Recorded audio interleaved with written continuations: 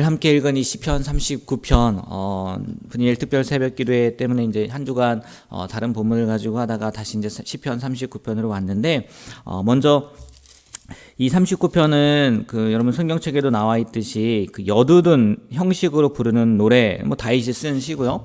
여두둔 형식으로 부르는 노래라고 되어 있는데 이 여두둔은 찾아보니까 우리 시편을 읽다 보면 아삽이라는 사람도 아마 보셨을 것 같고 헤만이라는 사람도 보셨을 것 같은데 이게 다윗의 악장이라는 거예요. 지휘자라고 이렇게 생각을 할 수도 있을 것 같아요. 그래서 그 가운데 한 명으로 볼 수 있다. 그래서 여두둔 그 사람의 형식으로 부른 노래다라고 이렇게 생각을 할 수도 있고, 또 한편으로는 이 여두둔이 고백하다, 찬양하다 의 그 뜻을 갖는 동사에서 파생한 이 명사라고 얘기를 하더라고요. 그래서 고백, 감사, 이런 시다 이렇게 얘기도 하는데, 대부분의 학자들이 이야기하는 거는 다윗이 찬양단의 지휘자가 이제 아까 말씀드렸던 여두둔으로 하여금 연주하도록 지은 노랫말로 보는 견해가 훨씬 많다고 하더라고요. 근데 그 고백, 찬양도 일리가 있는 것 같기는 해요. 그렇지 않습니까? 여두둔의 형식, 고백의 형식으로 부르는 노래, 찬양의 형식으로 부르는 노래, 이렇게도 해석이 될 것 같아요. 네, 이 39편의 내용이 뭐냐면 이 38편과 비슷한 내용이에요. 38편을 보면요, 하나님의 징계로 인해서 병을 얻게 된단 말이에요, 다윗이. 그래서 고통, 처지로 인해서 하나님 앞에 간구도 하는데, 그 전에 사람들이 그걸 되게 비웃어요. 다윗이 다윗을 비웃은 그런 모습들을 통해서 얼마나 아프겠어요, 힘들겠어요. 몸도 아픈데 욥 이야기도 해드렸던 것 같은데, 사람들이 또 비웃으니까, 조롱하니까 그거에 대해서 하나님한테 좀 구원해 주세요라고 이렇게 토로하는 그런 내용이라면, 39편도요. 똑같이요, 하나님의 징계로, 무슨 징계인지 모르겠어요. 대부분 바세바 범한 사건 때문에 그런 거 아니냐, 그런데 아니라고 얘기를 하더라고요. 그래서 어떤 일로 말미암아서, 그러니까 잘못한 거죠. 다윗이 잘못한 일로 말미암아서 이게 병을 얻었단 말이에요. 그래서 오늘 마지막 말씀에 보면 13절에 보면 건강을 회복시키소서 이렇게 이야기를 하잖아요. 틀림없이 병에 걸렸단 말이에요.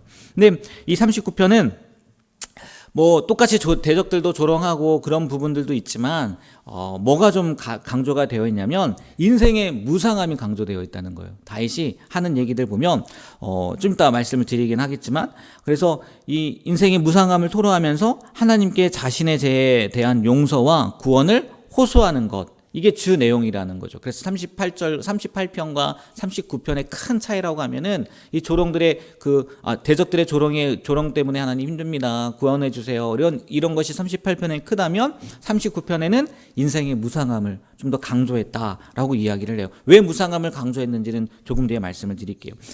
주된 내용을 보면요, 1절부터 3절까지는 하나님의 징계로 인해서 고통당하고 있고, 여기도 똑같이 대적들의 조롱 가운데에서도 범죄하지 않기 위해서 다윗이 아무 말도 하지 않는다는 거, 38편 말씀드리면서 그 얘기를 했던 것 같아요. 하나님께만 말씀을 드렸다는 거, 아무 얘기도 하지 않았다는 거. 그리고 3절부터 6절까지는 하나님의 징계로 말미암아서 주어진 질병으로 인해서 죽음의 임박함을 느끼면서 인생의 궁극적 한계, 허무함, 그런 것들에 대해서 말하고 있고, 마지막 7절부터 13절까지에는 이게 징계라는 것을 알게 되었기 때문에 나는 잠잠할 수밖에 없고, 하나님, 다윗이 구할 수 있는 게 뭐밖에 없겠어요? 용서밖에 없겠죠. 빨리 징계에서 하나님 날 구원해 주세요, 용서해 주세요, 다시 회복시켜 주세요 라는 그런 말씀들이 기록되어 있어요. 오늘 이 말씀을 가지고 두 가지를 나누려고 하는데, 먼저요, 4절, 인생의 허무함, 한번 4절 말씀, 다 같이 한번 4절 말씀 한번 읽어볼까요? 여호와여, 나의 종말과 내가 나의 연약함을 알게 하소서. 아멘. 그러니까 이 얘기가 뭐냐면, 인간의 한계, 그리고 그 연약함을 알게 해달라는 거잖아요. 그리고요, 5절, 6절 이어지는 말씀을 보면 자기가 스스로 대답을 하는데, 한마디로 허무한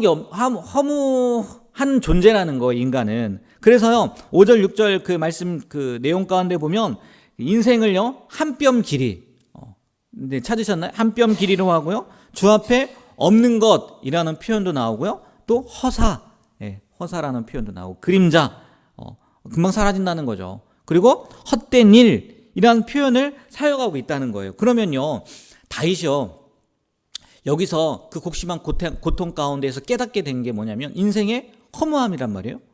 근데 왜 이런 얘기를 했냐? 왜? 당연히 지금 다윗이 처한 상황과 관련이 있겠죠. 하나님의 징계로 말미암아서요, 다윗이 극심한 고통 가운데 있었단 말이에요. 그리고 그 고통 때문에 원망하기도 해요, 하나님. 왜냐하면 자기는요, 어쩌다 한번 지은 거예요, 죄를. 늘 다윗이 죄를 짓는 사람이 아니었잖아요.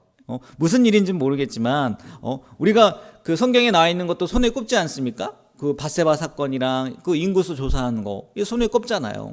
자기는 진짜 하나님 앞에 거룩하게 살려고 하고 어쩌다 이렇게 한번 죄를 지은 건데, 자기보다 더 악한 사람들이요, 자기를 조롱한단 말이에요. 그리고 조롱하는 것뿐만이 아니라 자기보다 악을 더하는 사람처럼 보이는데 그 사람들은 형통한 삶을 사는 것 같단 말이에요. 그러니까 이것 때문에 마음이 아팠다는 거죠. 그래서 이러한 상황 때문에 지금 이 다윗이요, 그들을 바라보면 답답하다 이런 생각이 드는 가운데 가만히 생각해 보니까 이 인생이라는 것이 그들도 마찬가지고 나도 마찬가지고 뭐예요? 허무한 존재라는 거예요. 가만히 생각해 보니까 그렇다는 거예요. 그래서 이 허무한 존재라는 그 의미가 어떤 의미를 담고 있냐면, 이 악인들을 바라보면서 그들의 형통을 보면서 이 원망하는 그런 것과 같은 어리석음을 범하지 않게 해달라는 의미에서 인생의 허무에 대해서 이야기를 하고 있다는 거예요. 그러니까 단순히 하나님 왜 쟤네들은 이렇게 형통해요? 쟤네들은 악을 저렇게 일삼는데도 어떻게 내가 조롱받을 수 있고 쟤네들은 형통해요? 이것만 생각하는 것뿐만이 아니라 그 뒤에 보니까 그들의 인생도 뭐예요? 똑같이 허무한 거예요. 네, 허무하다는 거예요. 우리가요, 이 인생의 허무에 대해서 아는 게요, 굉장히 중요해요. 근데 그것만 아는 것으로 끝나면 안 되는 거예요. 여러분, 인생의 허무에 대해서 알게 되면요, 그 세상 일들 때문에요, 소란스러워 할 필요가 없어요. 그렇잖아요. 어차피 끝나게 돼 있는 거예요. 이게요, 어디에서 이런 얘기를 많이 하냐면 불교에서 많이 얘기해요. 맞잖아요. 우리가 소란스러워 할 필요가 없어요. 어차피 끝나는 인생이란 말이에요. 무가치하단 말이에요. 근데요, 우리는요, 거기에서 끝나면 안 되는 거예요. 다윗은요, 인생의 허물을 깨닫는 동시에 뭘 생각했냐면요, 어차피 인생은 사라질 것이지만 우리가 가야 될 곳은 어디예요? 하늘나라란 말이에요. 그럼 우리가 바라봐야 될 대상은 누구예요? 하나님이에요. 그러니까 어차피 없어질 인생이니까 고통도 끝나는 거고 그들이 잘 사는 것도 끝나는 거고가 아니라 누굴 바라보며 살아야 되는 거예요? 하나님을 바라보며 살아야 되는 거예요. 그래서 그냥 성공으로 인해서 기뻐하지 않는 것, 실패로 인해서 낙심하지 않는 것을 넘어서 누굴 바라보는 거예요? 하나님을 바라보게 되어야 된다는 거죠. 이게요, 다윗은요, 그냥 인생의 허물을 느꼈다. 그래서 그들의 형통함에 대해서 그냥 아무 생각이 없었다가 아니라 그 뒤에 우리가 만나야 될 대상이 있단 말이에요. 하나님이 있단 말이에요. 그러면 어떻게 살아야 되냐면 그 목적에 맞게 살아야 된다는 거죠. 다윗은요, 지금 인생의 허물을 통해서 자신의 모습과 악인들의 모습을 통해서 그냥 인생이 끝나는 거야, 허무한 거야로 멈추지 않고 하나님 앞에 시선을 돌리는 고백이었다는 거예요. 우리가요, 이 사실을요, 깨달아야 된다는 거죠. 그저 그냥 어차피 끝나니까가 아니에요. 어차피 끝나니까가 아니라 하나님을 만나게 된단 말이에요. 그러면 그 하나님을 만나기 위해서 어떤 준비를 하고 있느냐? 내가 하나님을 만나기 위해서 지금 이 세상 가운데에서 무엇을 하고 있느냐? 늘 생각해야 된다는 거죠. 그래서 하나님의 목적에 맞는 삶, 하나님의 뜻에 맞는 삶을 사는 것이 중요한 거지, 그냥 허물을 느낀다, 그게 끝이다는 정말 불교에 지나지 않는다는 거죠. 우리가 이 다윗이 인생의 허무함을 이야기하는 것에는 그런 의미도 있다는 것을 꼭 기억해 주셨으면 좋겠고요. 또 하나는 뭐냐면 12절 말씀을 보면 이런 말씀이 있어요. 12절도 한번 읽어볼까요? 여호와여 나의 기도를 들으시며 내가 눈물 흘릴 때에 잠잠하지 마옵소서. 나는 주와 함께 있는 나그네이며 나의 모든 조상들처럼 떠도나이다. 아멘. 지금요, 다윗이요, 너무 힘드니까 고백하는 게 뭐냐면은 자기는 나그네와 같다는 거예요. 그죠? 12절 마지막 부분에 나그네이며 또 나는 모든 조상들처럼 뭐 한다고요? 떠도는 존재일 뿐이라는 거예요. 이게 무슨 얘기냐면요, 하나님의 은혜와 자비를 입지 않고는 살아갈 수 없는 존재입니다 라는 것을 고백한다는 거예요. 이 나그네, 떠도는 존재, 그 앞에요, 두 단어가 포함되어 있어요. 무슨 단어냐면요, 주와 함께예요. 주와 함께. 다윗은요, 정말 대단한 사람이었어요. 그렇지 않습니까? 그리고 한 나라의 왕이었고요. 근데 하나님의 징계로 말미암아서요, 지금 어떤 병인지 모르겠지만 죽음의 순간까지 있었단 말이에요. 근데 그 상황 가운데에서 자신을 보니까 하나님 앞에서 얼마나 연약한 존재인지, 얼마나 보잘것없는 존재인지 깨닫게 되었단 말이에요. 그래서 그가 고백하는 게 뭐냐면, 나는 나그네일 뿐입니다, 하나님. 여러분, 나그네가요, 아니 뭐 객도 마찬가지겠지만 떠도는 사람도 마찬가지이겠지만 그들이 뭘 가지고 있겠어요? 아니면 갖고 다닌다 한들 얼마나 많은 것들을 갖고 다니겠어요? 누군가의 도움을 입지 않고서는요, 그들이요 평탄할 수 없단 말이에요. 안전할 수 없단 말이에요. 지금 다윗의 고백이 그거라는 거예요. 저는요, 하나님 앞에서 이런 나그네와 같은 존재입니다. 난 이런 거류민 같은, 돌아다니는 떠돌이와 같은 인생입니다. 그러니까 누구의 은혜가 필요하다는 거예요? 하나님의 은혜가 필요하다는 거예요. 하나님 앞에서요, 왕이었음에도 불구하고, 물론 징계로 인해서 병이 들긴 했지만 낮은 자의 모습으로요, 지금 다윗이 하나님 앞에 고백하고 있다는 거예요. 우리가 자연적인 법칙에서 그런 얘기 하잖아요. 물은 높은 곳에서 낮은 곳으로 흐른다고 이야기를 하잖아요. 하나님의 은혜도 그렇다는 거예요. 높은 곳에서 낮은 곳으로 흐른다는 의미가 아니라, 하나님의 은혜는요, 자신을 어떻게 이야기하는 사람들에게 흐른다고요? 낮추는 사람에게 흐른다는 거예요. 다윗이요, 이때요, 그래도 내가 왕인데, 그래서 열왕기의 말씀에 보면 어떤 왕인지 이름이 기억나지는 않는데, 그 왕이요, 병들었을 때요, 하나님 앞에 구하지 않고요, 뭐예요? 의사들한테 구하고 다른 사람들한테 구한단 말이에요. 그때 분명히 그렇게 이야기를 한다고요. 하나님 앞에 구하지 않고 의사들한테 구했으니까 너는 낫지 못할 거라는. 그러나 다윗은요, 그렇지 않았단 말이에요. 그렇게 위대한 왕이었음에도 불구하고, 남 부러울 것 없는 왕이었음에도 불구하고 하나님 앞에 뭐라고 얘기해요? 나는 거류민입니다. 나는 나그네입니다.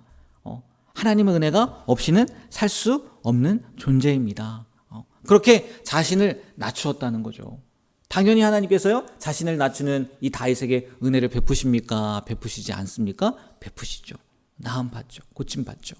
우리가 이 다윗의 고백을 통해서 우리도 늘, 하나님, 저는 하나님 앞에 연약한 존재입니다. 하나님 앞에 너무나 부족한 존재입니다. 하나님의 은혜가 없이는 살 수 없는 존재입니다. 그러나 주와 함께 있는 나그네, 주와 함께 있는 떠돌이, 그래도 나그네이지만 떠돌이이지만 누가 함께 하니까요? 주와 함께 하니까 이길 수 있을 줄 믿습니다. 하나님의 은혜를 받을 수 있을 줄 믿습니다. 이 다윗의 고백이요, 우리의 고백이 되길 주님의 이름으로 축복합니다. 기도하겠습니다.